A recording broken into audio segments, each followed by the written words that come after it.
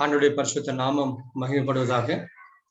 அருமையான புதன்கிழமை மாலை பொழுதிலே ஆண்டோட சமூகத்திலே வந்திருக்கிறார் உங்கள் ஒவ்வொருவரையும் ஆண்டவராய் இயேசு கிறிஸ்துவ நாமத்திலே அன்போடு வாழ்த்தி வரவேற்கிறேன். விசேஷமாக என் மத்தியில் நம்மத்தில டாக்டர் ஆமோஸ் பிலிப் தாய்லாந்துலேருந்து நம்மோடு கூட இந்த கூட்டத்தில் கலந்து கொண்டிருக்கிறாங்க. அது போல மிஸ்ஸஸ் ஞானசிகாமணி அம்மா அவங்க யூஎஸ்ஏலேருந்து நம்மோடு இருக்கிறாங்க. அவங்களையும் புஷ்பமாக்கா, ரோஸ் ஆலன், மரியபூமா சிஸ்டர், ஜெயகரணன் மற்றும் வரக்கூடிய ஒவ்வொருவர்களையும் கிறிஸ்துவ நாமத்திலே அன்போடு வாழ்த்து வரவேற்க நம் தலைகளில் தாழ்த்தி ஜெபத்தோடு கடந்து போக இருக்கிறோம். ஞானசிகாமணியமா நமக்கு ஒரு ஆரம்ப ஜெபம் எடுப்பார்கள்.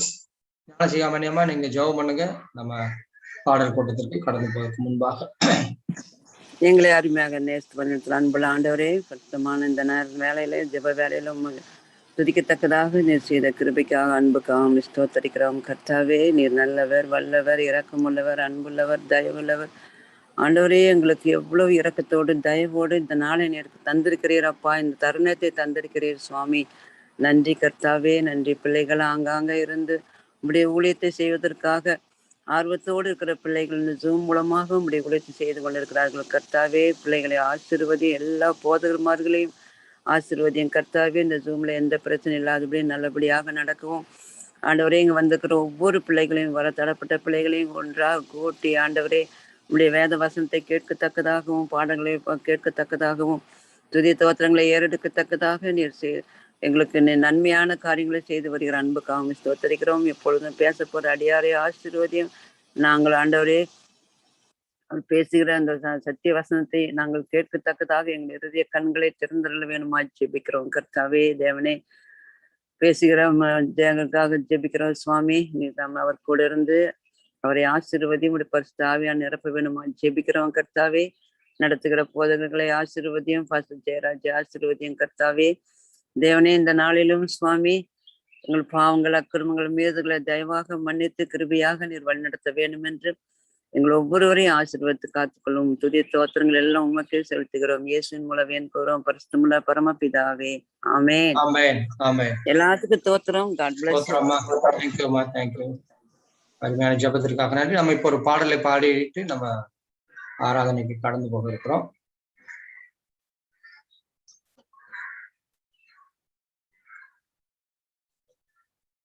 தாசரே இத்தரணியை அன்பாய் இயேசுவுக்கு சொந்தமாக்குவோம்.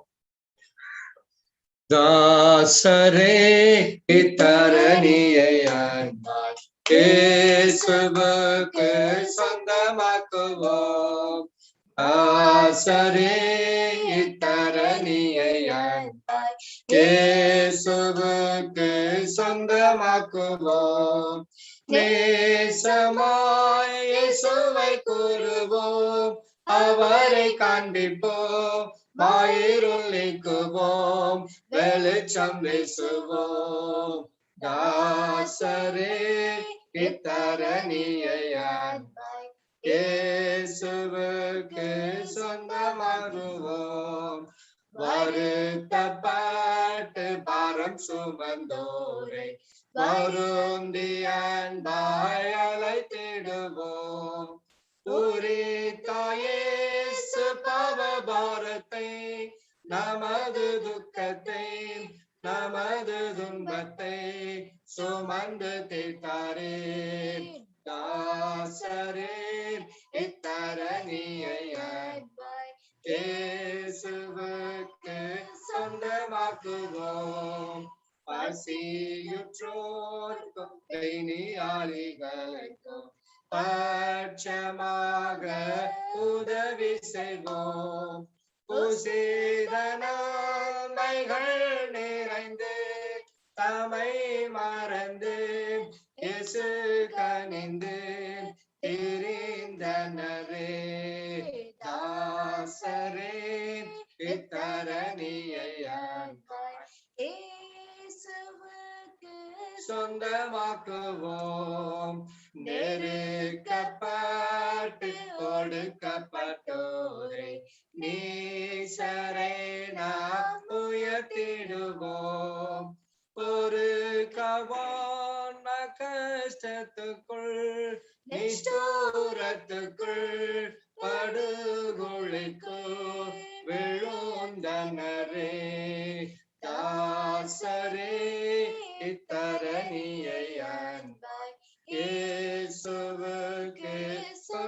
சொந்தமாக்குவோம்.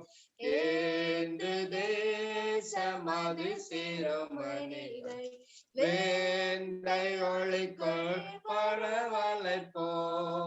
சுந்தர குணங்கள் அடைந்து அறிவில் உயர்ந்து நிர்பந்தங்கள் தீர்ந்து சிறந்திலங்கிட தாசரே இத்தரணியை ஆண்டாய் இயேசுவுக்கு சொந்தமாக்குவோம்.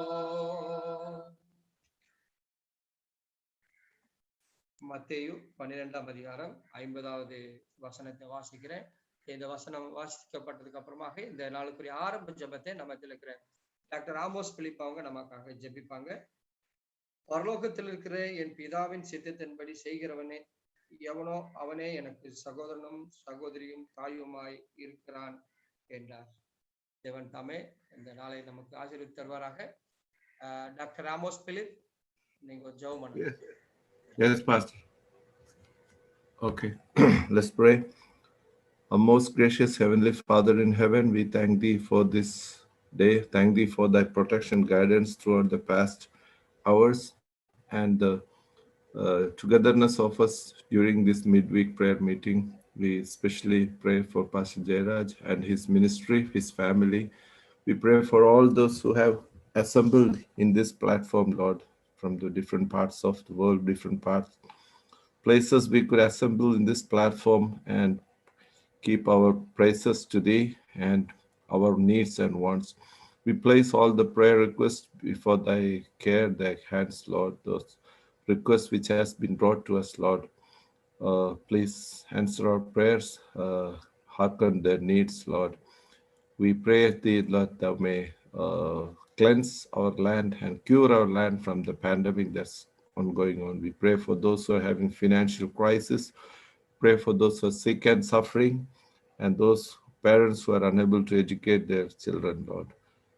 As we are going to sit under Thy foot to hear from Thy servant, may we all be filled with Thy Holy Spirit, that what He speaks, may we all understand and make changes in our life. Forgive all our sins and shortcomings. Finally, when the sun comes in the clouds of heaven, may we all have a praise in the eternal kingdom. For I pray in Jesus' name. Amen.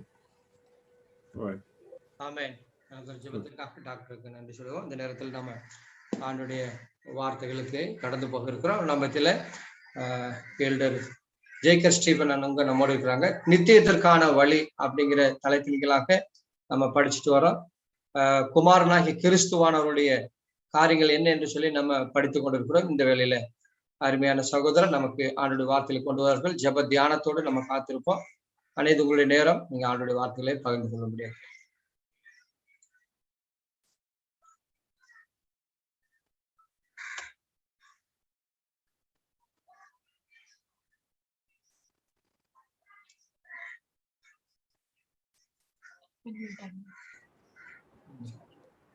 கர்த்தருடைய நாமத்திற்கு மகிமை உண்டாகட்டும்.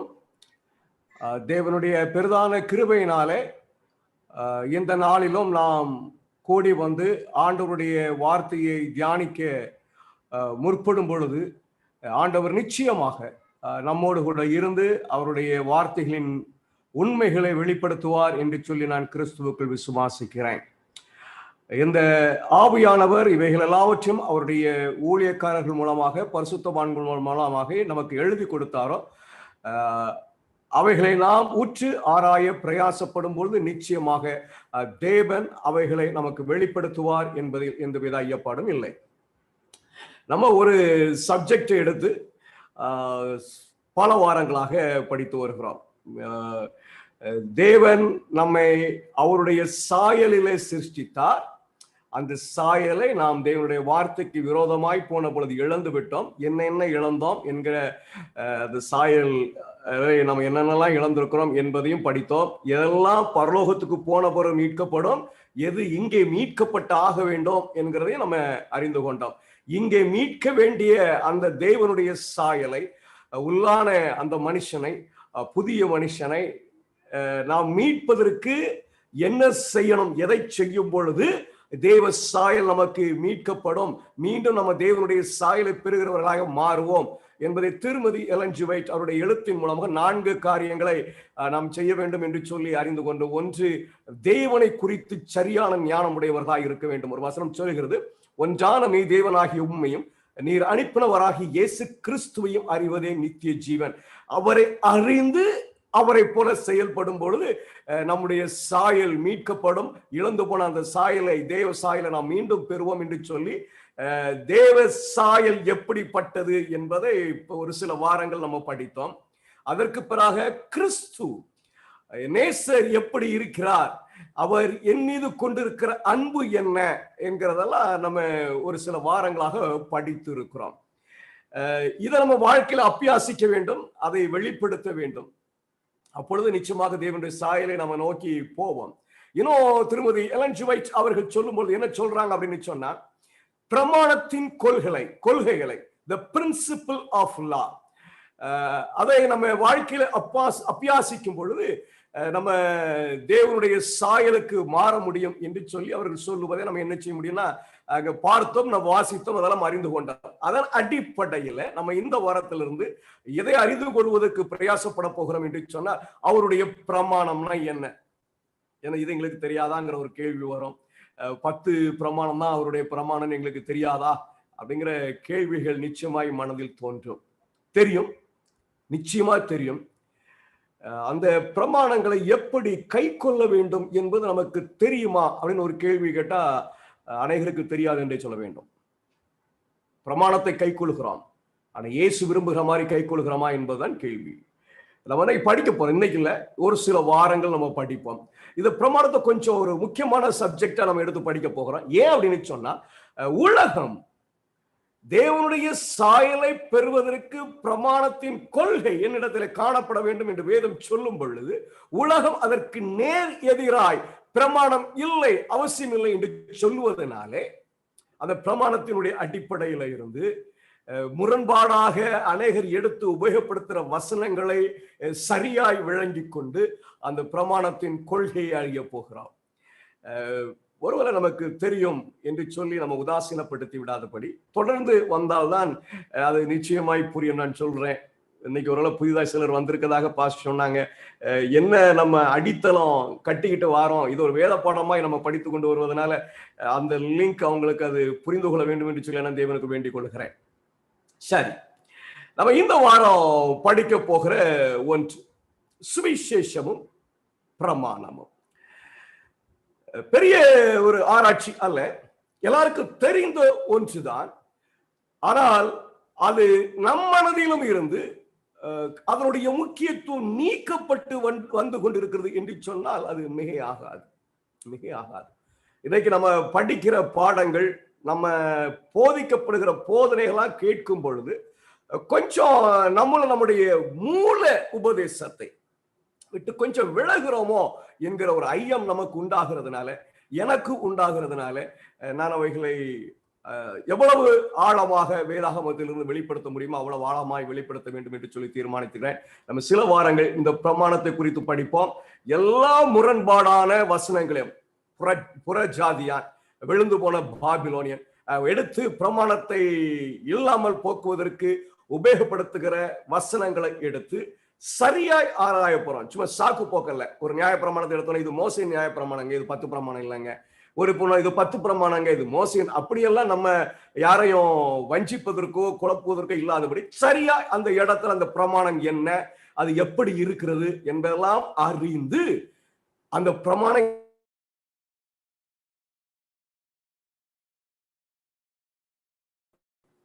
அந்த கொள்கை என்னிடத்தில் வந்தால்தான் நான் தேவனுடைய சாயலை பெற்றவனாக காணப்பட முடியும். சரி, நான் ஒரு வசனத்தை வாசிக்கிறேன். ரோமர் 10ஆம் அதிகாரம் 4வது வசனம். விசுவாசிக்கிற எவனுக்கும் நீதி உண்டாகும்படி கிறிஸ்து நியாய பிரமாணத்தின் முடிவாய் இருக்கிறார். இது ஒரு மிக முக்கியமான வசனம்.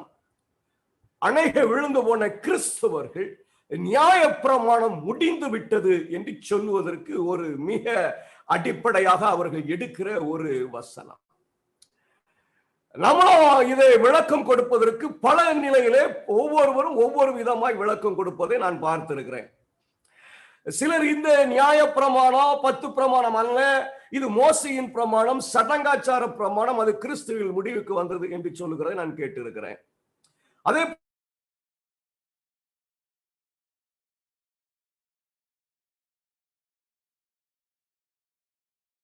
என்று விளக்குற ஒரு அனுபவத்தையும் நான் பார்த்திருக்கிறேன்.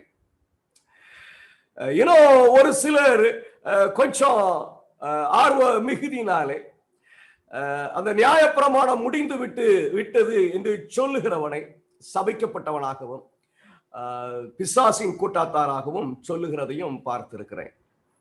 இந்த முடிவு, நியாய பிரமாணத்தின் முடிவாக கிறிஸ்து இருக்கிற வசனம் தெளிவாய் இருக்கிறது. நம்ம அந்த சொல்லுவாங்க தமிழ்ல சப்பக்கட்டு கட்டுற அப்படிலாம் நம்ம கட்டக்கூடாது. வசனம் தெளிவாய் சொல்லுகிறது, கிறிஸ்து நியாய பிரமாணத்தின் முடிவாய் இருக்கிறார். அவ்வளவுதான். சரிங்களா? இது கீழே மேலாம் இப்ப நம்ம வாஸ்து ஆராய போறதுல ரொம்ப சிம்பிளா நம்ம இந்த முடிவை விளங்கிக் கொள்ள போகிறோம். இதுல இந்த முடிவாய் இருக்கிறார் என்கிற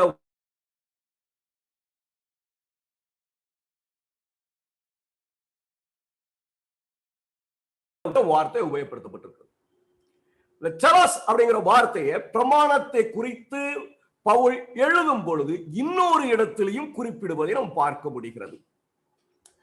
அது ரொம்ப தெளிவாக நமக்கு விளக்கிவிடும். நியாய பிரமாணத்தின் முடிவு என்பது என்ன என்பதை மிக தெளிவாக விளக்கிவிடும். ரொம்ப பிரபலமாக நம்ம எடுத்து உபயோகப்படுத்துகிற ஒரு வார்த்தை. பிரமாணத்தை உறுதிப்படுத்துவதற்காக பிரமாணம்னா என்ன அப்படின்னு சொல்றதுக்காக நம்ம எடுத்து உபயோகப்படுத்துகிற ஒரு வார்த்தை 1 தீமோத்தேயு 1:5 வசனம். நம்ம தெளிவாய் அறிந்திருக்கிற ஒரு வார்த்தை தான், ஒரு வசனம் தான். கற்பனையின் பொருள் டலாஸ். கற்பனையின் பொருள் டலாஸ். தமிழ்ல பொருள் என்று மொழியாக்கம் செய்யப்பட்டிருக்கிறது.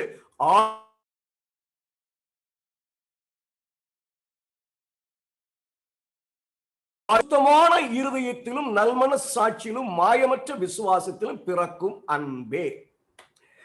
என்ன ஒரு ஒரு ஒரு முடிவை எடுக்கிறோம்னா கற்பனைக்கு ஒரு அர்த்தம் இருக்கிறது. அந்த அர்த்தம் என்ன அப்படின்னு சொன்னா அன்புங்க. சரிதான், அதை நம்ம தவறு என்று சொல்வதற்கு இல்லை. ஆனா இந்த பொருள் என்கிற வார்த்தைக்கு பவுல் உபயோகப்படுத்தி இருக்கிற மூல பாஷையினுடைய வார்த்தை என்னன்னு கேட்டீங்கன்னா டெலாஸ். அது எங்க இருக்கு? ரோமர் 10:4 வசனத்தில் இருக்குது. இயேசு கிறிஸ்து நியாய பிரமாணத்தின் முடிவாய் இருக்கிறார். டெலாஸ். அந்த டெலாஸ் என்கிற வார்த்தை தான் இங்கே தமிழ்ல பொருள் என்று மொழியாக்கம் செய்யப்பட்டிருக்கிறது. ஆங்கிலத்தில் என்று தான் இருக்கிறது. சரிங்களா? சரி, இப்போ டெலாஸ் அப்படிங்கிற வார்த்தை என்ன என்பதை அதோட சரியான அர்த்தத்தை நம்ம விளங்கிக்கிட்டோம் அப்படின்னு சொன்னா நியாய பிரமாணத்தினுடைய கொள்கையை ஆல்மோஸ்ட் நம்ம விளங்கிக்கிட்ட மாதிரி தான். இங்க பார்த்தால் நமக்கு புரிகிறது. கற்பனையின் பொருள், கற்பனையின் முடிவு என்னவெனில், நான் அப்படியே வாசிக்கிறேன். கற்பனையின் முடிவு என்னவெனில், அங்க முடிவு என்று தமிழ்ல மொழியாக்கம் செய்கிறவர் ரோமர் 10:4 வசனத்துல இதே வார்த்தையை முடிவு என்று மொழியாக்கம் செய்திருக்கிறார். அந்த வார்த்தையை அவர் 1 தீமோத்தேயு 1:5 வாக்கியத்திலே உபயோகப்படுத்தப்படும் போது பொருள் என்று உபயோகப்படுத்தி இருக்கிறார். நம்ம அது முடிவு இரண்டையும் முரண்பாட நம்ம எடுக்க வேண்டாம். இதை கொண்டு நம்ம அங்க பொருத்த வேண்டாம், அங்க இருக்கிறது இங்க பொருத்துவோம். கற்பனையின் முடிவு என்னவெனில் சுத்தமான இருதயத்திலும் நல்மன சாட்சியிலும் மாயமற்ற விசுவாசத்திலும் பிறக்கும் அன்பே. நம்ம கற்பனை என்ன அன்புன்னு சொல்லிடுவோம். அன்பு நம்ம பார்க்கிற அன்பு அல்ல. நம்ம ஒரு அன்பு படிச்சோம் தெரியுமா? பிதாவின் இடத்தின் மூலமாக ஒரு அன்பை படித்தோம், குமாரன் மூலமாக ஒரு அன்பை படித்தோம் இல்லைங்களா? அந்த அன்பு ஒரு புறஜாதியன் மத்தியில அன்பு என்பதற்கு ஒரு டெபினிஷன் இருக்கு தெரியுமா? அந்த அன்பு அல்ல. ஒரு விழுந்து போன பாபிலன் அன்புனா இதுதானே அப்படின்னு உலகம் நம்புகிறது ஒரு அன்பு. அந்த அன்பு அல்ல. நம்ம ஒரு அன்பை படித்தோம் தெரியுமா? பிதா அவர் எப்படிப்பட்டவர், தெய்வத்துவம் எப்படிப்பட்டது, இந்த பூமியை எப்படி பார்க்கிறது, அது எப்படி செயல்படுகிறது என்கிறத நம்ம படித்தோம் இல்லைங்களா? அந்த அன்பு கிறிஸ்து நமக்காக ஜீவனை கொடுக்கும் பொழுது அந்த கெத்செமனே தோட்டத்திலே நான் ரட்சிக்கப்படுவேன் என்கிற அனுபவத்தை அவர் உணர்ந்து பார்த்து இவன் வந்த மாட்டானா அப்படிங்கிற எண்ணத்துல அந்த நம்பிக்கையில அவர் எழுந்து வந்த ஒரு காரியத்தை பார்க்கிறோம் இல்லைங்களா? அந்த அன்பு வெளிப்பட வேண்டும். அதுதான் நியாய பிரமாணத்தினுடைய முடிவாக இருக்க போகிறது. என்னது? சுத்தமான இருதயத்திலும் நல்மன சாட்சியிலும் மாயமற்ற விசுவாசத்திலும் பிறக்கும் அன்பே. சரி, இந்த டெலாஸ் அப்படிங்கிற வார்த்தையினுடைய சரியான அர்த்தத்தை நம்ம கொஞ்சம் விளங்கிக் கொள்வோம். சரி, இந்த 1 தீமோத்தேயு 1 அதிகாரம் 5வது வாக்கியத்தில் இருக்குது, ரோமர் 10 அதிகாரம் 4வது வாக்கியத்தில் இருக்கிற அந்த டெலாஸ் அப்படிங்கிற வார்த்தை வந்து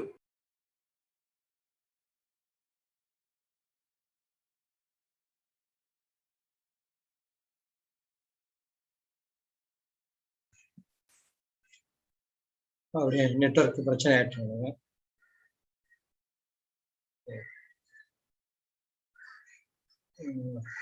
ஜெபிப்போம். அப்போ கொஞ்ச நேரத்தில் அவர் வந்துருவாரு. மேலும் எங்களை அதிகமாக நேசிக்கிற அன்பின் நல்ல ஆண்டவரே, நல்லதொரு சத்தியத்தை நாங்கள் படித்து கொண்டிருக்கிற நேரத்தில் அருமை சகோதரருக்கு நெட்வொர்க் பிரச்சனை நிமித்தமாக ஆண்டவரே அவர்கள் ஜூம் விட்டு வெளியே போயிருக்கிறாங்க. ஆண்டவரே, நல்ல நெட்வொர்க்கை நீர் வர செய்து இந்த செய்தி முடிவு வரைக்கும் எந்த ஒரு தடங்கள் இல்லாதபடிக்கு ஆண்டவரே உங்களுடைய சத்தியத்தை கேட்பதற்கு பரலோகத்தில் ஆண்டவரே நீர் எங்களுக்கு அனுகிரகம் செய்யும். இயேசுவின் நாமத்தில் ஜெபிக்கிறோம், எங்கள் ஜெபம் கேளும் நல்ல பிதாவே, ஆமென்.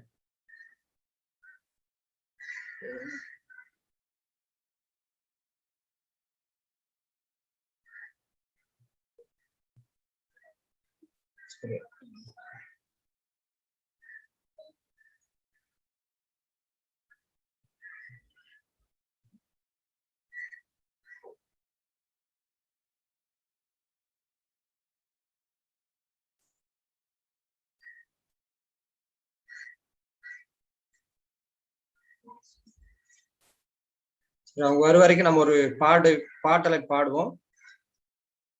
அன்பே அன்பே அன்பே ஆறுயிர் உறவே ஆனந்தம் ஆனந்தமே.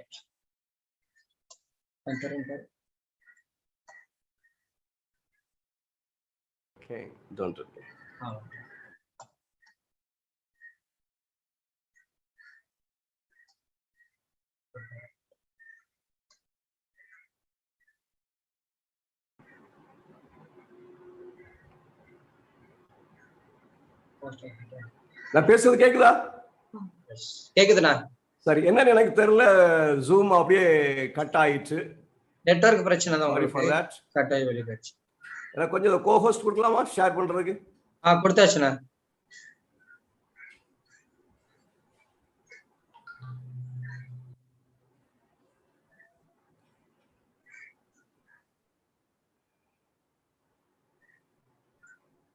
சரி, ஸ்கிரீன் தெரியுதுங்களா? சரி, சாரி, கட் ஆயிடுச்சு. சரி, நம்ம பாடத்துக்குள்ள வருவோம். டெலாஸ் அப்படிங்கிற வார்த்தையினுடைய சரியான அர்த்தம் நம்ம ஒரு முடிவுக்கு வர வேண்டும் என்று சொன்னார். இப்போ ஒருவேளை ஒரு டெம்பரன்ஸ் ஸ்பீச்சுக்காக நீங்க ஆயத்தம் ஆகுறீங்க, அதுக்காக பிரயாசப்படுகிறீங்க, அதை செயல்படுத்துறீங்க. அதை செயல்படுத்தி முடிக்கும் பொழுது ஒரு விளைவு கிடைக்க போகிறது, ஒரு பரிசு கிடைக்க போகிறது, இல்ல ஒரு பாராட்டு கிடைக்க போகிறது. அப்படிப்பட்ட ஒரு நிலையை அது என்ன செய்கிறது? வெளிப்படுத்துகிறது. ஒரு எப்படி சொல்லலாம், பிரமாணத்தை அடிப்படையாக வைத்து நம்ம பிரமாணத்தை கை கொள்கிறோம். அதை கை கொள்ளுகிறது பொழுது, அதை கை கொண்டு நான் அதை நிறைவு செய்து விட்டேன், நான் பிரமாணத்தை கை கொள்ளுகிறவனாக மாறிவிட்டேன் என்கிற நிலை வரும் பொழுது வெளிப்படுகிற ஒரு அன்பு, மாயமற்ற ஒரு அன்பு, ஒரு நேர்த்தியான அன்பு, தேவனை அப்படியே பிரதிபலிக்கிற ஒரு அன்பு வெளிப்படுகிறது தான் அங்கே சொல்லப்பட்டிருக்குது. ஒரு நியாய பிரமாணத்தை நான் செயல்படுத்தி கொண்டு வரும் பொழுது ஒரு நிலையில நான் தேவனை பிரதிபலிக்கிறவனாக மாற வேண்டும். மாறினால் நான் நியாய பிரமாணத்தை கை கொண்டவனாக இருப்பேன். இது அடுத்த முடிவினை இல்லாமல் போறதல்ல, அது முடிந்து விட்டது என்று அல்ல. நியாய பிரமாணத்தை நான் செயல்படுத்தி நான் கீழ்ப்படிந்து அதன்படி நடக்கும் பொழுது ஒரு பாயிண்ட்ல ஒரு இடத்துல வரும் பொழுது அது என்னை தேவனை பிரதிபலிக்கிற ஒரு நிலைக்கு மாற்றி அமைக்கும். அந்த நிலை தான் நியாய பிரமாணத்தினுடைய முடிவு. நியாயப்பிரமாணம் ஒரு நோக்கத்திற்காக கொடுக்கப்பட்டிருக்கிறது, ஒரு திட்டத்திற்காக கொடுக்கப்பட்டிருக்கிறது. அந்த திட்டம் நிறைவாகும் பொழுது என்னிடத்துல என்ன உண்டாக வேண்டும் என்று சொன்னார்? நல்மன சாட்சி உண்டாக வேண்டும், மாயமற்ற விசுவாசம் உண்டாக வேண்டும். அப்படி அந்த நிலையில என்னிடத்துல ஒரு அன்பு வெளிப்படும். பாத்தீங்களா? அப்ப அந்த அன்பு வெளிப்படும் பொழுது நியாயப்பிரமாணத்தினுடைய முடிவு என்னுடைய செயல் அவர் தெளிவா நம்ம புரிந்து கொண்டு அப்படின்னு சொன்ன, நியாயப்பிரமாணம் என் இருதயத்தில் எழுதிவிட்ட பிறகு நான் பார்த்து கொண்டிருக்கிற பிரமாணம் அவசியமில்லை. இதத்தான் பவுல் சொல்ல வருகிறார். நியாயப்பிரமாணம் என் இருதயத்தில் எழுதப்பட்ட பிறகு நான் பார்த்து கொண்டு கண்களினாலே வெளியிலே பார்த்து கொண்டு செய்து கொண்டிருக்கிறீங்களா, அந்த பிரமாணம் அவசியமே இல்லை. நம்ம அது பிறகு படிச்சுக்கலாம், அது எப்படி அது முடிவுக்கு வரப்போகிறது, அது என்ன நோக்கத்திற்காக கொடுக்கப்பட்டிருக்கிறது என்கிறதெல்லாம் நம்ம படிக்கலாம். இப்ப இந்த வசனம் நமக்கு தெளிவாக இருக்கிறது, மிக தெளிவாக வேதம் சொல்லுகிறது. சலாஸ் அது ஒரு நோக்கத்திற்காக கொடுக்கப்பட்ட ஒரு பிரமாணம் என்பதை நம்ம என்ன செய்ய முடிகிறது என்று சொன்னால் அறிய முடிகிறது. நியாயப்பிரமாணம் நான் இப்போ அது 10 பிரமாணமா, அது மோசையினுடைய சடகாச்சார பிரமாணமா, அப்படிலாம் நான் டிபேட் பண்றதுக்கு வரல. நியாயப்பிரமாணம் மனிதனுக்கு கொடுக்கப்பட்டிருக்கிறது.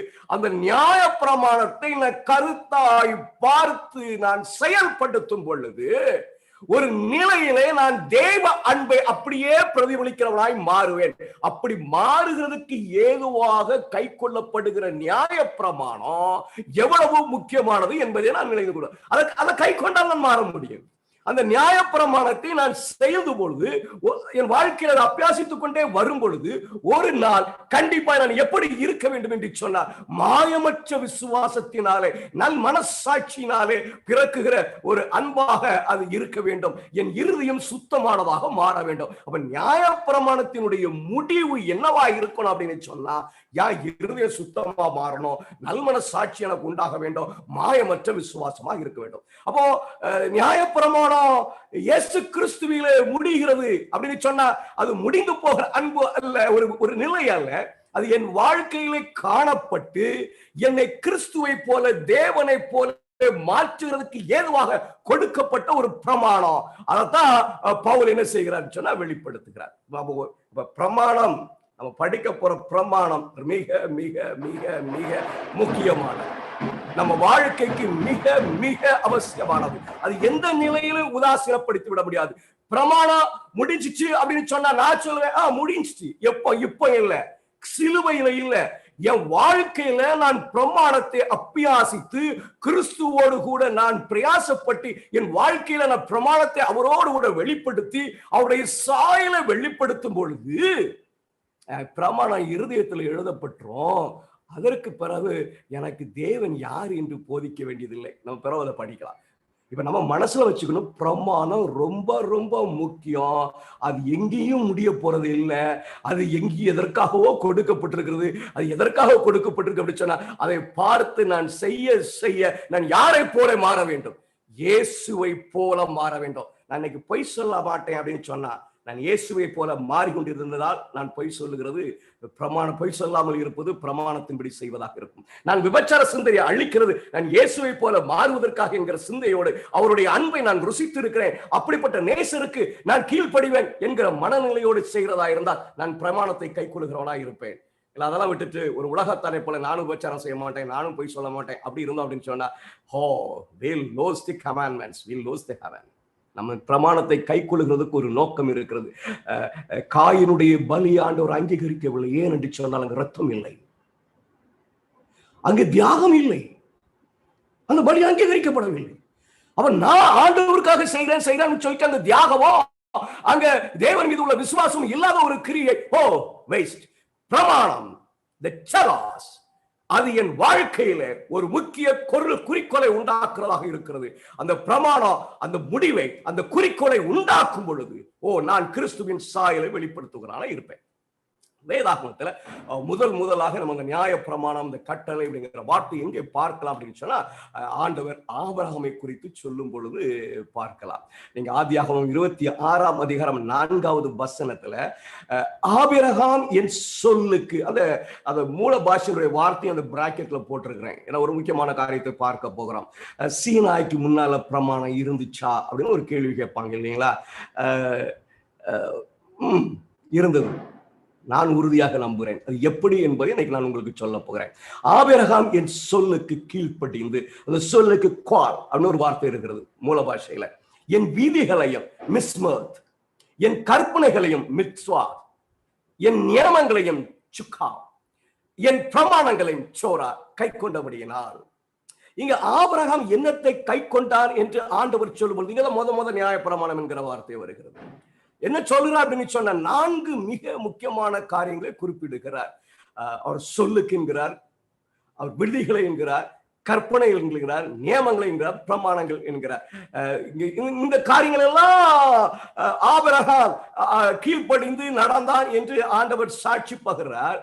இதே காரியத்தை தாவீது சொல்கிறான். அதே மூல பாஷையினுடைய வார்த்தைகள் அங்கே இருக்கிறது. நான் சும்மா அதை சொல்லல. ஆபிரகாம் என்னென்னலாம் கீழ்ப்படிந்தான் என்று ஆண்டவர் சொல்லுகிறாரோ அதுல உள்ள 4 முக்கியமான காரியங்களை தாவீது குறிப்பிடுவதை பார்க்க முடிகிறது. 1 ராஜாக்கள் 2ஆம் அதிகாரம் 4வது வசனம். மோசேயினுடைய நியாய பிரமாணத்திலே சோரா எழுதியிருக்கிறபடி நீ உன் தேவனாகிய கர்த்தருடைய கட்டளைகளையும் மிஸ்மா, கற்பனைகளையும் மிஸ்வா, நியமங்களையும் மிஸ்வா, சாட்சிகளையும் கை கொள்ள அவர் வழிகளில் நடக்கும்படி அவருடைய காவலை காப்பாயாக. தாவீது மரணப்படுக்கையில் இருக்கும் பொழுது சாலமோனை கூப்பிட்டு சொல்லுகிற ஒரு ஆலோசனைகள் என்ன சொல்றார் அப்படின்னு சொன்னா, ஆபிரகாம் எதையெல்லாம் கை கொண்டான் என்று ஆண்டவர் சாட்சி பகர்ந்தாரோ அது எல்லாவற்றையும் நீ கை கொள்ள வேண்டும் என்று சொல்லி சாலமோனுக்கு சொல்லுகிறார். அப்படி சாலமோனுக்கு அவர் சொல்லும் பொழுது தாவீது சொல்லும்போது என்ன சொல்றாருன்னா, இது எல்லாம் மோசையின் பிரமாணத்தில் இருக்கிறது அப்படின்னு சொல்றாரு. அப்போ இதே காரியத்தை தான் ஆபிரகாம் கை கொண்டார் என்று சொல்லி தேவன் சாட்சி பகரும் பொழுது மூல பாஷையில் 2 ஒரே வார்த்தையாக இருக்கும் பொழுது தாவீது மோசேயினுடைய நியாய பிரமாணத்தில் இருந்து கண்டுபிடித்தவைகளை யாரு கை கொண்டுகிட்டு இருந்தா அப்படின்னு சொன்னா ஆபிரகாம் கை கொண்டுகிட்டு இருந்தார். ஒருவேளை இதெல்லாம் நாங்க ஏத்துக்கிட மாட்டாங்க, நீங்க சும்மா உங்க பாட்டு உங்க சௌரியத்துக்கு கண்டுபிடிச்சு நீங்க எதையாவது சொல்லுவீங்க, நாங்க ஏத்துக்கிடுவோமா? Thank you, God bless you. லேவியமாவே விதண்டவாதத்துக்கு நம்ம ஒண்ணும் செய்ய முடியாது, அதுக்கு மருந்து கிடையாது. வேதம் தெளிவாய் சொல்லுகிறது, ஆபிரகாம் எவைகளை கை கொண்டான் என்று தேவன் ஆபிரகாமை குறித்து சாட்சி சொல்கிறாரோ அதே காரியங்களை கை கொள்ளும்படி தாவீது சாலமோனுக்கு ஆலோசனை சொல்லுகிறார். அந்த தாவீது சாலமோனுக்கு ஆலோசனை சொன்ன இவைகள் எல்லாம் மோசையின் பிரமாணத்தில் இருப்பதாக சொல்லுகிறார். அப்படி என்று சொன்னார், மோசேயினுடைய பிரமாணம், தேவன் மோசேயின் மூலமாக இஸ்ரவேலர்களுக்கு எழுதி கொடுத்த பிரமாணத்தை யாரு கை கொண்டிருக்கிறார் அப்படின்னு சொன்னா ஆபிரகாம் கை கொண்டிருக்கிறார். எப்படிங்க இவங்களுக்கு தெரியும்? நீங்க சீனாய் மலையில தானே சொன்னாரு, அதற்கு முந்தைய அவங்களுக்கு எப்படி தெரியும்? நம்ம அறிந்திருக்க வேண்டும் இல்லையா? அறிந்திருக்க வேண்டும். சரி, இப்ப அதை அறியறதுக்கு இன்னொரு காரியத்தை தெரிந்து கொள்வோம். இது மோசேயினுடைய பிரமாணத்துல போய் படிக்கத்தான் செய்யணும். நான் அதெல்லாம் இப்ப உட்கார்ந்து வாசிக்க போறது இல்லை. மோசையின் பிரமாணத்துல மிக முக்கியமாய் காணப்படுகிற ஒரு காரியம் பலி பிரமாணங்கள். இது தேவன் மோசைக்கு சீனாய் மலையில எழுதி கொடுக்கிறதுக்கு முன்பாக ஆண்டவர் ஆபிரகாம் கை கொண்டதாக சொல்லுகிறாரு, அந்த பிரமாணங்கள் எல்லாம் கை கொண்டதாக சொல்கிறாரு. அப்படியானால் எனக்கு தேவனுடைய பிள்ளைகளை இவையெல்லாம் முன்பாக காணப்பட்டதா என்று சொல்லி நீங்க வேதாகமத்தை ஒரு ஆராய்ச்சி செஞ்சீங்க அப்படின்னா கண்டிப்பாய் பார்க்க முடியும். குடும்பத்தின் தலைவன் ஆசாரியராக நியமிக்கப்பட்டிருந்தான். பிற்பட ஆண்டவர் ஒழுங்குபடுத்துகிறார். ஒழுங்குபடுத்துற காரணங்கள் நம்ம படிக்கலாம். குடும்பத்தின் தலைவன் ஆசாரியராக நியமிக்கப்பட்டிருந்தான். நீங்க ஆதியாகமம் 8ஆம் அதிகாரம் 20வது வாக்கியத்துல நோவா பலி செலுத்துகிறதை பார்க்க முடியும். நீங்க ஆபிரகாம் பலி செலுத்துறதை ஆதியாகமம் 12ஆம் அதிகாரம் 7வது வசனத்திலும் 22ஆம் அதிகாரம் 2வது வசனத்திலும் பார்க்க முடியும்.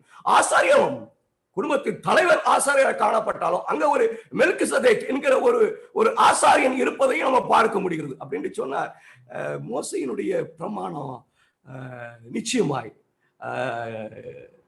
முன்பாகவே எழுதி கொடுக்கப்படுகிறதுக்கு முன்பாகவே, மோசையின் மூலமாக இஸ்ரவேலர்களுக்கு கற்றுக் கொடுக்கப்படுவதற்கு முன்பாக யாரு கை கொண்டுகிட்டு இருந்தாங்க அப்படின்னு சொன்னா முற்பிதாக்கள் கை கொண்டுகிட்டு இருந்தாங்க என்பதை நம்ம தெளிவாக அறிந்து கொள்ளலாம்.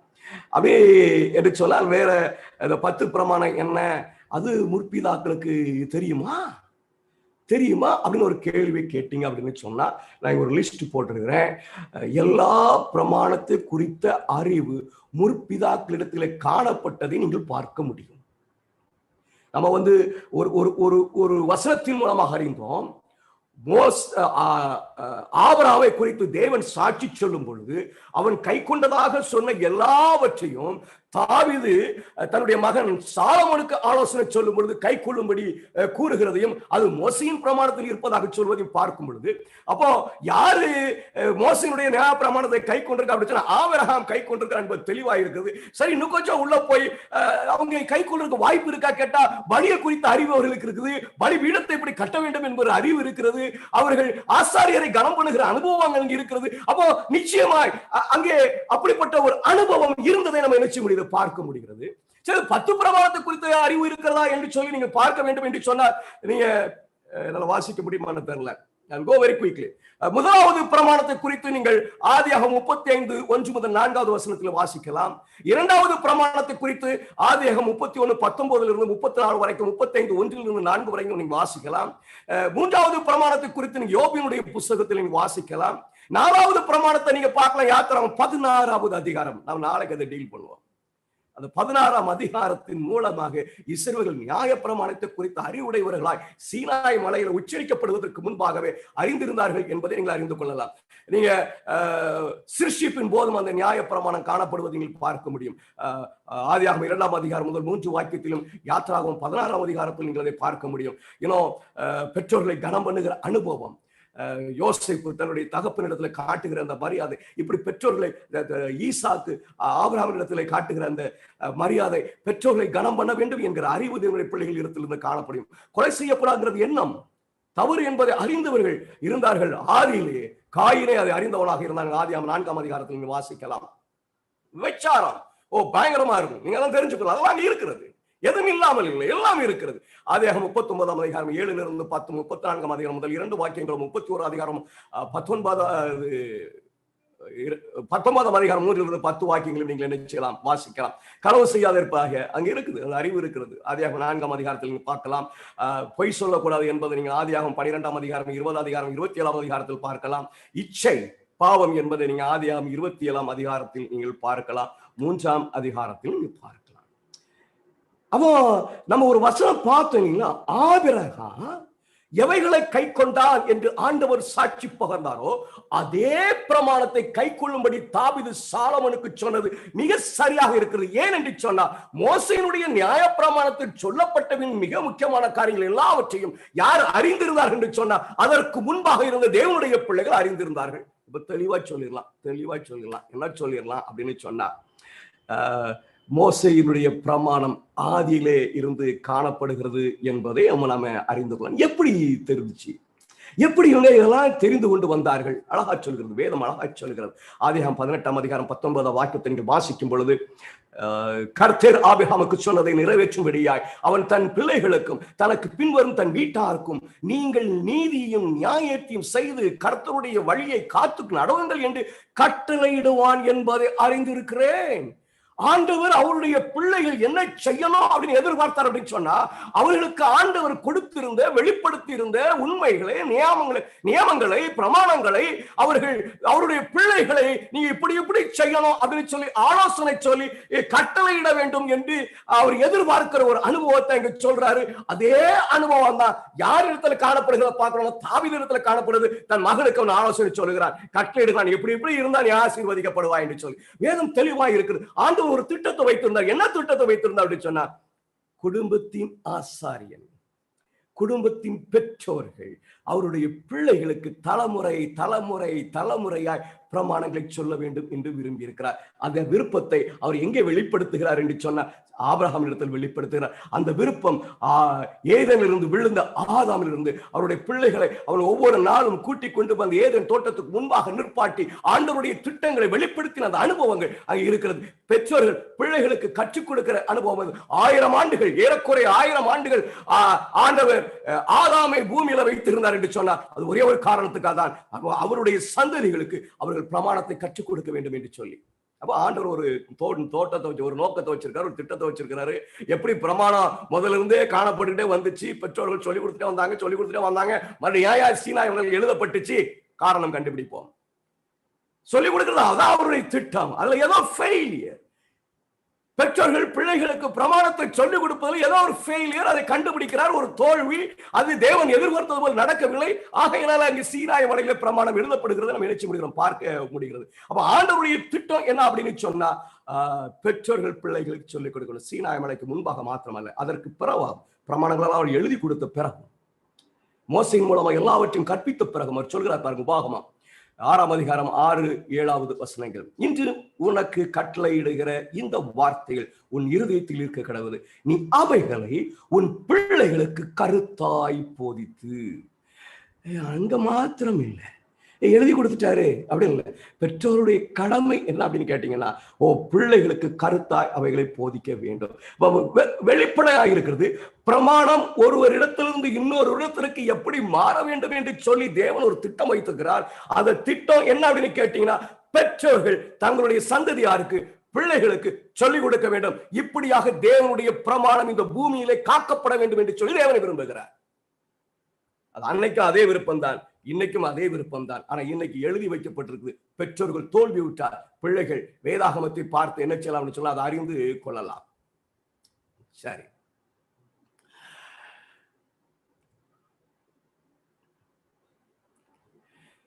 இந்த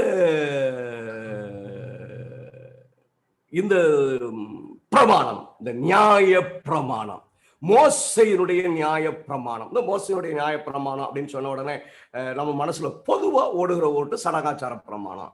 நான் அப்படி இந்த நோக்கத்துல சொல்லிட்டு இருக்கல. மோசையின் நியாய பிரமாணம் எழுதப்பட்டாமல் இருக்குமானால் 10 பிரமாணம் நமக்கு தெரிஞ்சிருக்காது. மோசையினுடைய நியாய பிரமாணம் என்று சொல்வது முதல் 5 புஸ்தகங்களும்.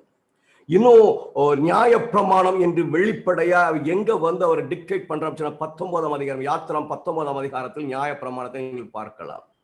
அந்த இன்னும் கொஞ்சம் ஸ்பெசிபிக்கல போன அந்த பகுதி, சீனாய் மலையில நின்று ஆண்டவர் ஜனங்களோடு நேரடியாய் பேசியதும், மோசையின் மூலமாக ஜனங்களோடு பேசியதையும் மோசையினுடைய நியாய பிரமாணம் என்கிற அர்த்தத்தை நம்ம படிச்சுக்கிட்டு இருக்கோம். சரிங்களா? இந்த மோசையினுடைய நியாய பிரமாணம் அப்படின்னு ஆண்டவர் அதோட நிறுத்தியிருந்த, பெற்றோர்கள் அதை கருத்தாய் போதிக்க வேண்டும் என்று சொல்லி இருந்தாலும் அவர் என்ன செய்கிறார் என்று சொன்ன, ஜனங்கள் சீர்கெட்டு போகும் பொழுது, வழி விலகி போகும் பொழுது தீர்க்க தரிசனிகளை கொண்டு இந்த நியாய பிரமாணத்தை, மோசையின் நியாய பிரமாணத்தை மேல் நோக்கி பிடிக்கிறதை நீங்கள் பார்க்க முடியும். அப்படி மேல் நோக்கி பிடிக்கப்பட்டதை நான் அதுக்குள்ள அதிகமா போறதில்லை. ஏசையா, எசேக்கியேல், சாமுவேல், இப்படி அநேகர், எலியா, எல்லாரும் எழும்பி மோசையினுடைய நியாய பிரமாணத்தை மகிமைப்படுத்தும்படியாய் சொல்லிய வார்த்தைகள் எல்லாம் குறிக்கப்பட்டு ஒரு புஸ்தகமாக இருக்கிறது. பிரமாணம் அப்படின்னு கேட்டீங்க அப்படின்னு சொன்னா மோசையினுடைய பிரமாணம் மட்டும்தான். யாத்திராகம் 19ஆம் அதிகாரத்தில் இருந்து ஆண்டவர் மோசையோடு பேசிய அந்த வார்த்தைகள் மட்டும்தான் பிரமாணம்.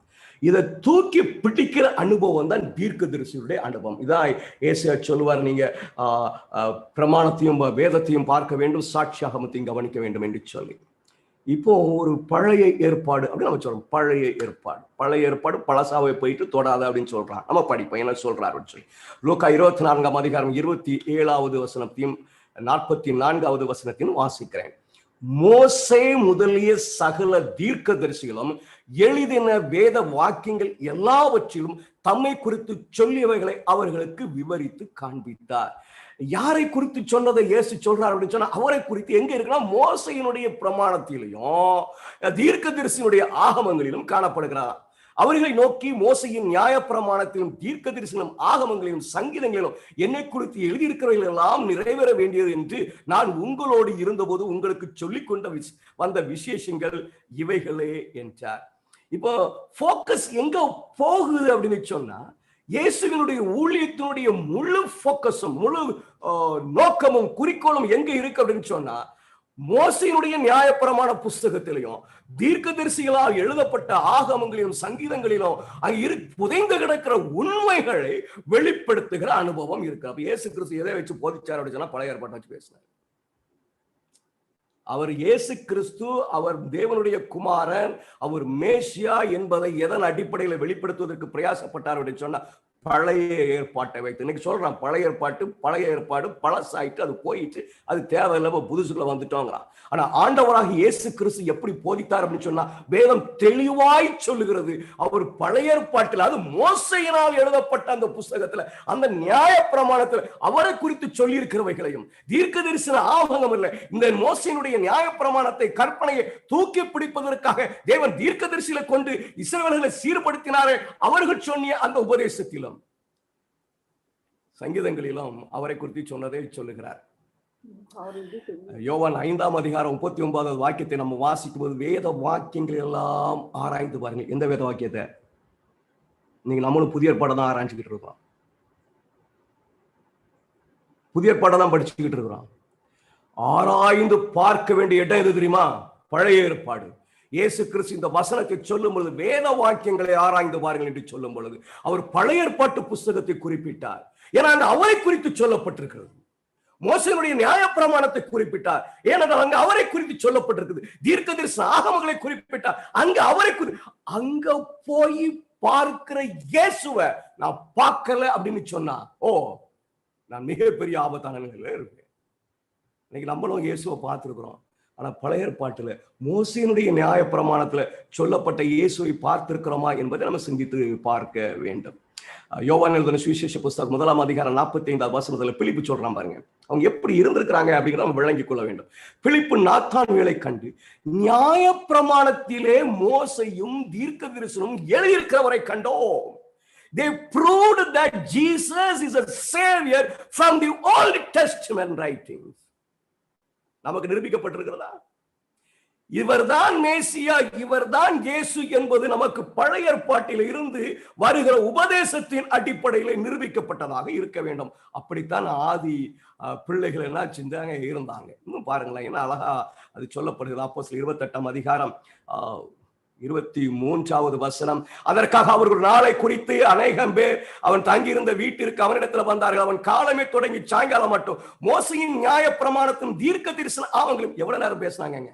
காலையில இருந்து சாயங்காலம் வரைக்கும். ஒண்ணுதான், ஒரு காரியம் தாங்க. பழைய ஏற்பாட்டுல இருந்து பாரு பாரு சொல்லி கொடுத்துருக்காங்க, உட்கார்ந்து கேட்டிருக்காங்க காலையில இருந்து சாயங்காலம் வரைக்கும். இல்லைங்க, இப்பெல்லாம் விசுவாசிகள் ரொம்ப நேரம் உட்காந்து கேட்டுக்கிட மாட்டாங்க. ஒரு ஒரு 20 நிமிஷம் 25 நிமிஷத்துல செய்தி சொல்ல முடியுமா? அந்த விசுவாசிகளுக்கு எதுக்கு செய்தி? காலையில இருந்து சாயங்காலம் வரைக்கும் வேத வாக்கியத்துல ஒரே காரியத்தை சொல்லி கொடுத்திருக்கிறார். இயேசு கிறிஸ்து யாருக்கு சொல்லி கொடுத்திருக்கா? உட்கார்ந்து அவளா கேட்டுக் கொண்டிருக்கிறார்கள். இப்ப 25 நிமிஷம் பிள்ளைகளால கேட்க முடியாது. எனக்கு என்னுடைய பிள்ளைகளே, நம்ம ரொம்ப கவனமாக இருக்க வேண்டும். ரொம்ப தெளிவாய் தெரிகிறது. எந்த புஸ்தகத்தை வைத்து ஆதி அப்போஸ்தலர்கள் ஊழியம் செய்திருக்கிறார்கள் என்று சொன்னா பழைய ஏற்பாட்டை வச்சுதான். அவங்க புதுசாலாம் ஒண்ணு எழுதல. சரிங்களா?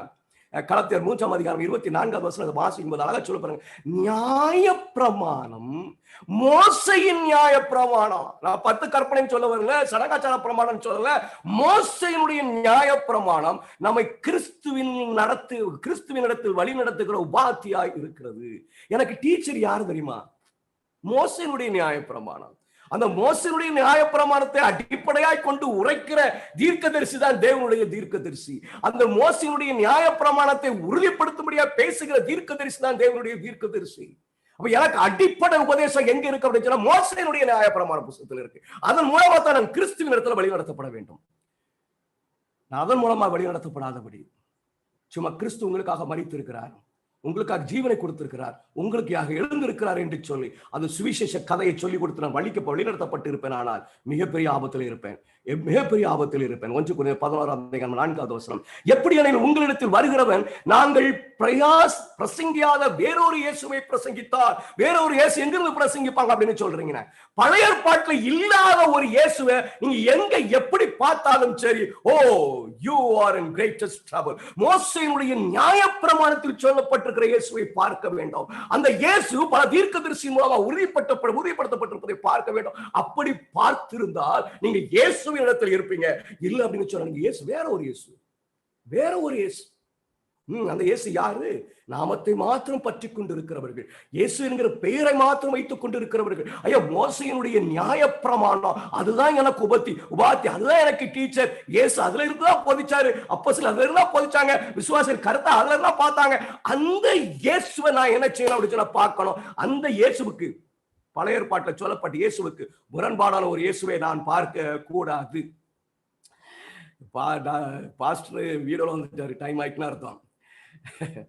ரோமர் அதிகாரத்தை கூட விட்டுருக்கேன். விசுவாசத்தினால் உண்டாகும் நீதியானது கிறிஸ்துவை இறங்கி வர பண்ண முடியும். இதை ஒண்ணு நான் சொல்லி முடித்து விடுகிறேன். இது 10ஆம் அதிகாரத்தில் இருக்கிற ரோமர் 10ஆம் அதிகாரம் 6, 7, 8 வசனங்கள் நான் வாசிக்கிறேன். ரொம்ப பியூட்டிஃபுல். இன்னைக்கு நாங்கள் விசுவாச மார்க்கத்தார், நாங்கள் விசுவாச மார்க்கத்தார், நம்மளும் அப்படிதான் சொல்றோம். Faith will save you. Yes, true. Faith will save you, but faith alone will not save you. That is not the teaching of the commandments of Moses, the law of Moses. விசுவாசம் மாத்திரம் உங்களை ரட்சிக்கும் என்று மோசையின் பிரமாணம் போதிக்கவில்லை, மோசையின் பிரமாணம் போதிக்கவில்லை, தீர்க்கதரிசிகள் போதிக்கவில்லை, இயேசு போதிக்கவில்லை.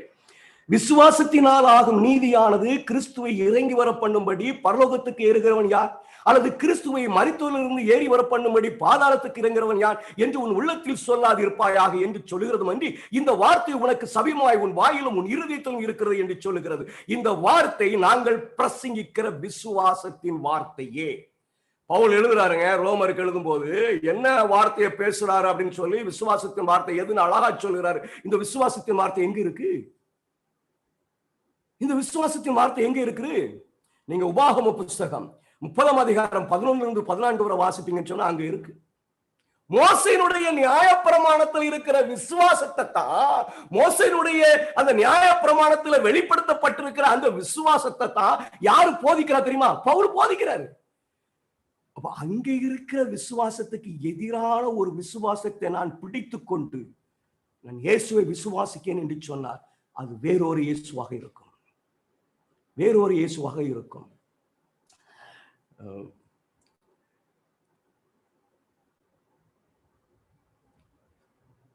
பழைய ஏற்பாடு மோசையினுடைய நியாயப்பிரமாணம், அங்க இருக்கிற இயேசுவை பார்க்கணும், அங்க இருக்கிற விசுவாசம் எனக்கு வேணும். நல்லா புரிச்சுக்கிடுங்க, வேற விசுவாசம் அல்ல. சொல்றாரு பாருங்க, கலாத்தியர் 1:8-9 நாங்கள் உங்களுக்கு பிரசங்கித்த சுவிசேஷத்தை அல்லாமல் நாங்களாவது வானத்திலிருந்து வருகிற ஒரு தூதனாவது, அவங்க பிரசங்கித்த சுவிசேஷம் எது? மோசையினுடைய நியாயப்பிரமாணம். விசுவாசம் அங்கே இருக்கிறது. அவர்கள் காலையிலிருந்து சாயங்காலம் வரைக்கும் மோசையின் நியாயப்பிரமாணத்திலிருந்து இயேசுவை சுட்டி காட்டிருக்கிறாங்க. அப்ப அங்க இருக்கிற சுவிசேஷத்துக்கு எதிரான வேற ஒரு சுவிசேஷ உடையதானாக ஒரு தூதனாவது வேற ஒரு சுவிசேஷத்தை உங்களுக்கு பிரசங்கித்தால் அவன் சபிக்கப்பட்டவனாய் இருக்க கடவுள். ஏன்னா அடிப்படை மோசையினுடைய நியாயப்பிரமாணம். அந்த அடிப்படைக்கு எதிராக நீங்க எதை செஞ்சாலும் நீங்கள் தேவனுடைய தீர்க்கதரிசி அல்ல, தேவனுடைய ஊழியக்காரர் அல்ல, தேவனுடைய விசுவாசி அல்ல.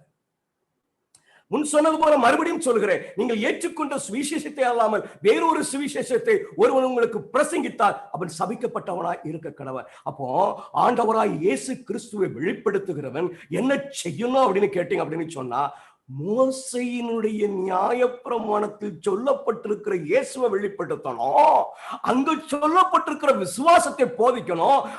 ஒருவேளை ஒருவன் எனக்கு இயேசுவை வெளிப்படுத்தும் பொழுது, இயேசுவின் மீது நான் விசுவாசம் உள்ளவனாய் மாற்றுவதற்கு பிரயாசப்படும் பொழுது, அந்த விசுவாசம் அந்த இயேசு நியாயப்பிரமாணத்தில் சொல்லப்பட்ட விசுவாசத்துக்கும் இயேசுவுக்கும் விரோதமாக இருக்குமானால், அந்த ஊழியக்காரன் சபிக்கப்பட்டவனாய் இருப்பான், அவனை பின்பற்றுகிறவனும் சபிக்கப்பட்டவனாய் இருப்பான். ஏசாயா 8:20 சொல்லுகிறது, வேதாகமத்தில் சாட்சியாகமத்தையும் கவனிக்க வேண்டும், இந்த வார்த்தையின்படியே சொல்லாவிட்டால் அவர்களுக்கு விடியற் காலத்து வெளிச்சம் இல்லை. இந்த சாட்சியாகமம் அப்படின்னு சொன்னா மோசையினுடைய நியாயப்பிரமாணத்தை அப்படியே தூக்கி பிடிக்கிற தீர்க்கதரிசிகள். இததான் நான் செய்யணும். என் விசுவாசம் மோசையினுடைய நியாயப்பிரமாணத்தை தூக்கி பிடிக்கிறதா இருக்கணும், என் கிரியைகள் மோசையினுடைய நியாயப்பிரமாணத்தை தூக்கி பிடிக்கிறதா இருக்கணும், நான் அறிகிற இயேசு மோசையின் நியாயப்பிரமாணத்தில் இருக்கிற இயேசுவாக இருக்கணும், அதை சாட்சி பகிர தீர்க்கதரிசியில ஆகமங்களில காணப்படுகிற இயேசுவாக இருக்க வேண்டும்.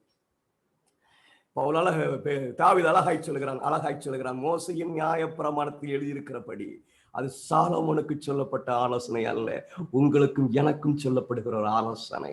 நம்ம ஆழமா அறிந்தோம், தீர்க்கமா இருந்தோம். அந்த மோசையின் நியாயப்பிரமாணத்தில் சொல்லப்பட்டிருக்கிறபடி, எழுதியிருக்கிறபடி, நீ உன் தேவனாகிய கர்த்தருடைய கட்டளைகளையும் கற்பனைகளையும் நியமங்களையும் சாட்சிகளையும் கைக்கொள். நீங்கள் அதை கை கொண்டால், அது உங்க வாழ்க்கையில முழுமையா நீங்கள் அப்பியாசிக்கும் பொழுது, நல்மன சாட்சியோடு, மாயமற்ற விசுவாசத்தினால், சுத்தமான இருதயத்தோடு பிறக்கிற ஒரு அன்பு வெளிப்படும். அதை பார்த்து கை கொண்டால்தான். அப்போது புதிய ஏற்பாடு என்னங்க? பழைய ஏற்பாடு சொல்றோமே, பழைய ஏற்பாடு தான்.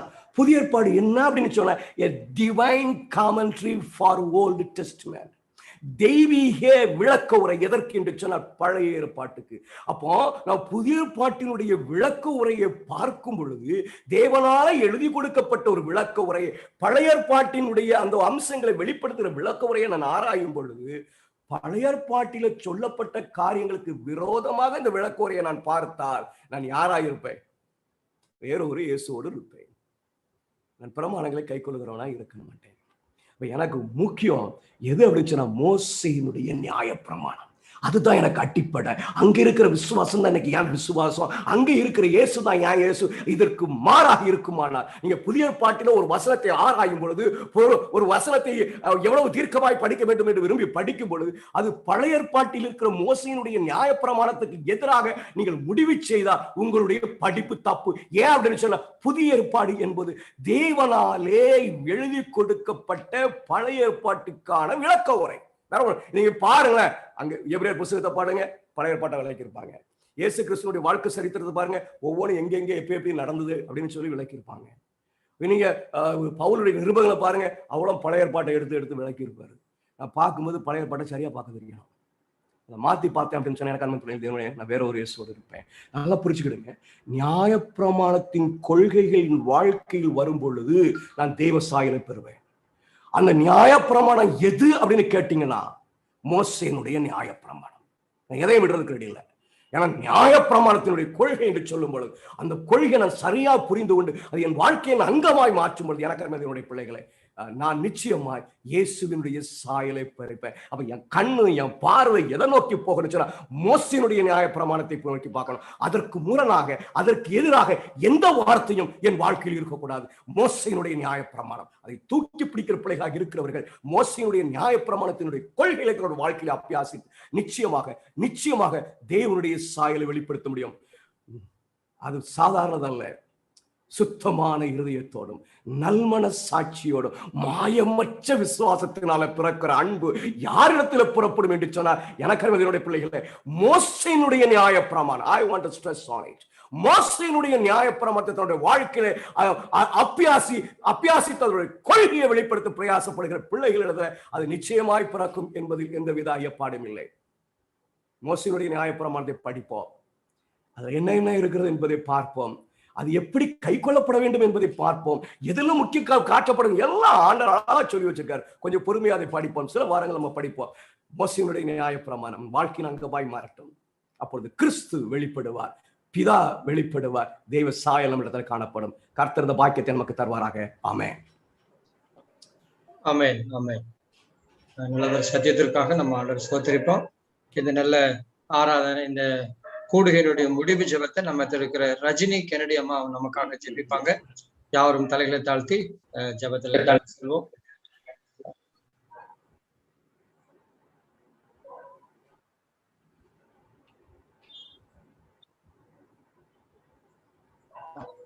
ரஜினிமா. ஸ்தோத்திரம் அப்பாவே, ஸ்தோத்திரம் அப்பா. அன்புள்ள ஆண்டவரே, இந்த நல்ல அருமையான நேரத்துக்காக உமக்கு நாங்கள் நன்றி செலுத்துகிறோம் சுவாமி.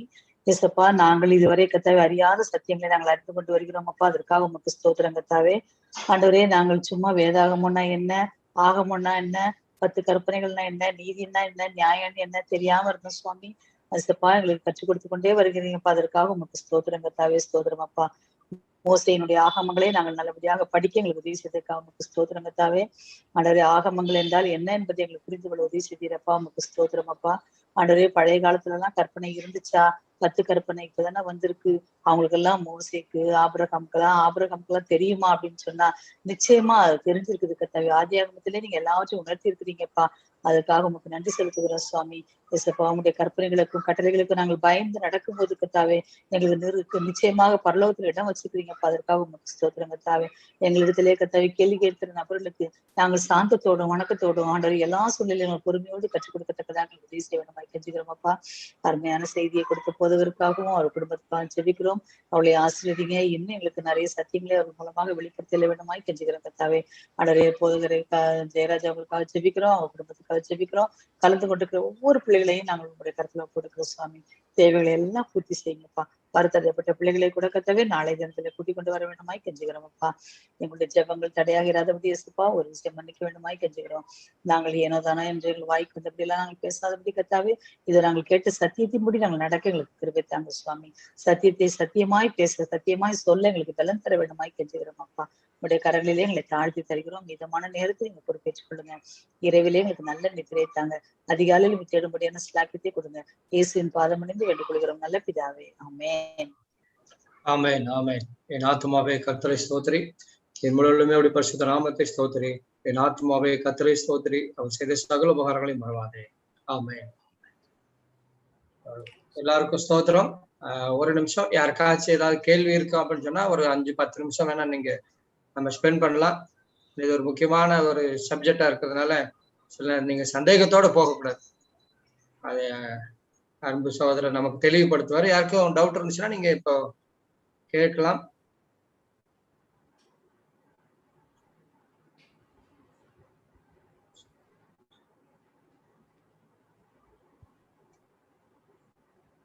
ஓகே, யாருக்கும் டவுட்